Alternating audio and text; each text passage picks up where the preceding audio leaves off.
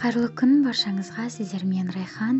Бүгін сіздердің назарларыңызға қияр мен ет қосылып дайындалатын тойымды және кез келген мерекеге дастарханыңыздың көркін ашатын салаттың рецептісін ұсынамын.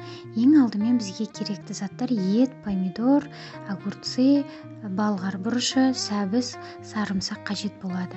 Ең алдымен сәбізімізді осылай үкіштен өткізіп аламыз.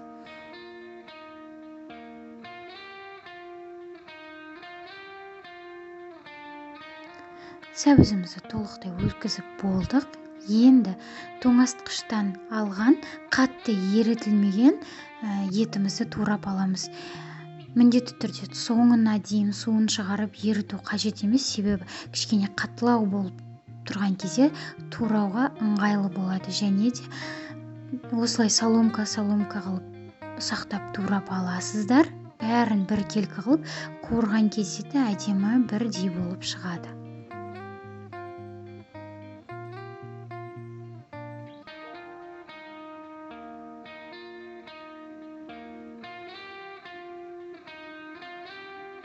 Етіміздің барлығын толықтай турап алдық.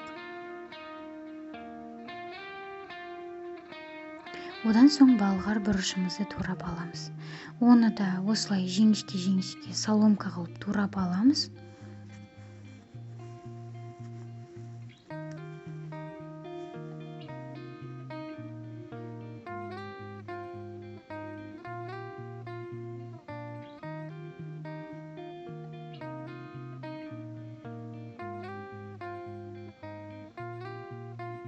Осылайша барлығын турап болдық. Ендігі кезекте қиярымызды, яғни огурцыйымызды турап аламыз. Огурцыйды мен осындай терканың көмегімен турап алдым. Ирек болып шығу үшін, әдемі болып көріну үшін. Сіздер де осылай турасаңыздар, немесе қарапайым пышақтың көмегімен турасаңыздар да болады.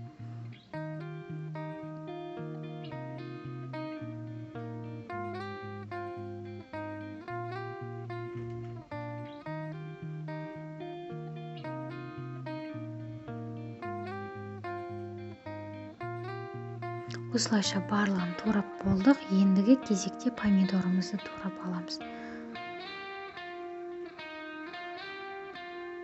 Помидорымызды да видеода көріп тұрғандай қылып, барлығын біркелкі қылып, соломка қылып турап аласыздар. Қаласаңыздар ортасындағысын алып тастап, етті жерін ғана турасаңыздар болады.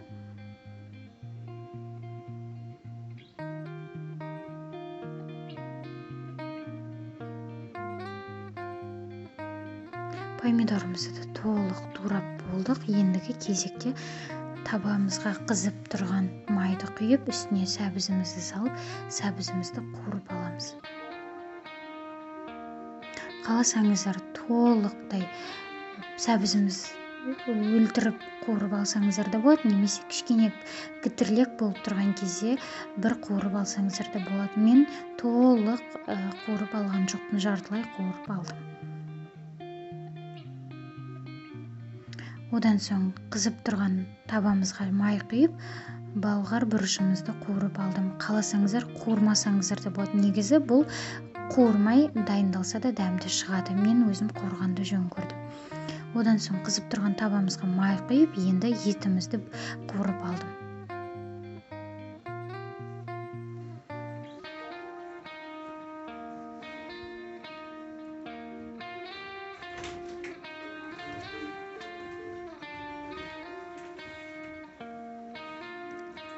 Енді дәміне қарай тұз салдым.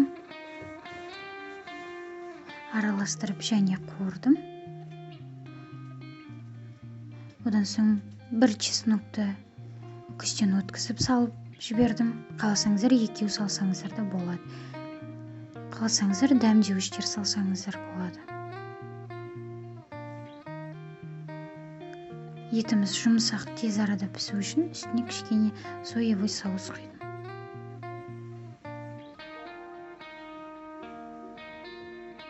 Жақсылап араластырып, бетін жауып, толық піскенше астын пәсетіп қойып қойдым. мінекей барлығын турап дайындап алдық.